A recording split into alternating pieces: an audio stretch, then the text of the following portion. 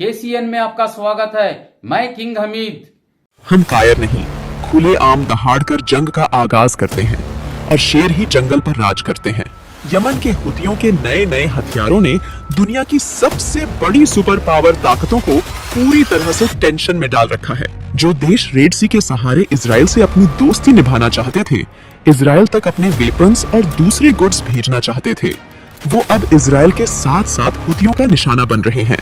Yemen के हुती विद्रोहियों की एंटी बैलिस्टिक मिसाइलों ने तो पहले ही रेड सी में दुश्मनों की नींद उड़ा कर रखी थी, और अब तो एक ऐसा खास ड्रोन, एक ऐसी खास तकनीक हुतियों ने रेड सी में उतार दी है, जिसे देखने के बाद खुद अमेरिका की नेवी के बड़े बड़े अफसर ये कहने पर मजबूर हो चुके हैं कि हुतियों के वेसल्स हमारी सबसे बड़ी परेशानी बन सकते हैं।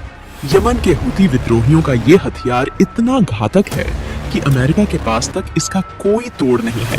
अमेरिका ने खुद कबूल किया है कि हुतीस के अनमैन्ड सरफेस व्हीकल यानी कि यूएसवी अमेरिका की नेवी के लिए एक बुरा सपना बन गए हैं, जो उसे कभी भी पास आकर डरा देते हैं। हुतियों के समुद्री ड्रोन बहुत ही तेज स्पीड से चलते हैं, और न सिर्फ चलते हैं बल्कि घातक बमों से लैस भी होते हैं। अमेरिका की नेवी से कुछ ऐसी रिएक्शन निकलकर सामने आ रही है जो साफ साफ कलई खोल दे रही है कि यूएस नेवी 100% बुलेट प्रूफ नहीं है। यमन के इन नेवल वेजल्स के अटैक से इन ड्रोन को खुद यमन ही तैयार करता है, खुद हुती ही बनाते हैं, लेकिन जो इनके अंदर सेंसर और कमांड देने वाली चिप लगी होती है उसे ईरान देता है। इन्हें आत्मघाती ड्रोन भी कहा जाता है, क्योंकि ये एक बार लॉन्च होने के बाद वापस नहीं लौटते। इनका एक ही मकसद है कि टारगेट को डिटेक्ट करके उनसे टकरा जाना, और जो एक्सप्लोसिव जो बम इन पर रखे होते हैं वो ब्लास्ट हो जाते हैं, जिससे बड़े बड़े जहाज तक डगमगाने लगते हैं। यमन के हुती विद्रोहियों ने इन ड्रोन के आने से अपने हमले रेड सी में और ज्यादा तेज कर दिए हैं, और जो हुती संगठन के लीडर हैं उन्होंने एक बहुत ही बड़ी चेतावनी पूरे यूरोपीय यूनियन को दे डाली है। उन्होंने टीवी पर आकर कहा कि दूसरे यूरोपीय यूनियन के देशों को अमेरिका और ब्रिटेन का साथ नहीं देना चाहिए। उन्हें यूएस और ब्रिटेन की तरह अपने जहाजों को रेड सी में डूबवाना नहीं चाहिए, उन्हें आग से नहीं खेलना चाहिए। ये बहुत ही बड़ी बात है कि एक छोटे से संगठन हुती विद्रोही अब पूरे के पूरे यूरोपीय यूनियन को धमकी दे रहे हैं कि अगर वो भी इजराइल का साथ देने अमेरिका का सपोर्ट करने रेड सी में उतरे तो उनका भी वही अंजाम होने वाला है जो अब तक यूएस और ब्रिटेन इजराइल का हुआ है।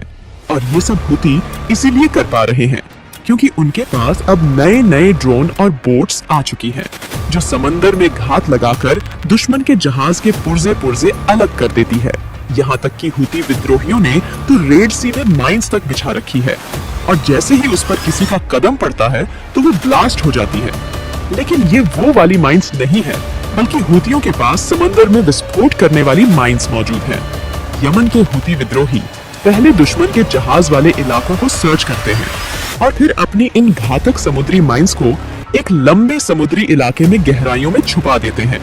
और जब दुश्मन का कोई जहाज, कोई वारशिप इन माइंस के कांटेक्ट में आता है तो एक जोरदार धमाका उसे झेलना पड़ता है, जिससे सामने वाले को पता भी नहीं चलता आखिर हमला हुआ कहां से है। तो इस तरह की बेहद ही खास समुद्र में युद्ध लड़ने की रणनीति और हथियार यमन के हुती विद्रोहियों के पास मौजूद हैं।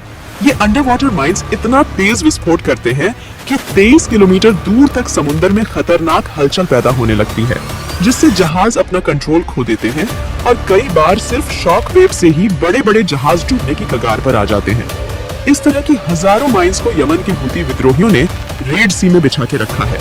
इसके अलावा हम केवल ऐसी गन्स के बारे में जानते हैं जो जमीन पर सेना लेकर चलती है, उनसे युद्ध करती है, लेकिन हुतियों के पास तो अंडर वाटर गन्स, राइफल तक मौजूद हैं, जो बिल्कुल उसी तरह से काम करती है जैसे जमीन के ऊपर सेना की गन्स काम करती है। अगर कभी हुती विद्रोहियों का सामना दुश्मन से समुद्र के अंदर हो गया तो वो अपनी इन अंडर वाटर गन से उनका मुकाबला कर सकते हैं। इन्हें इस तरह से डिजाइन किया गया है कि पानी के अंदर भी इनसे निकलने वाली गोलियां तेज स्पीड से वार कर सके।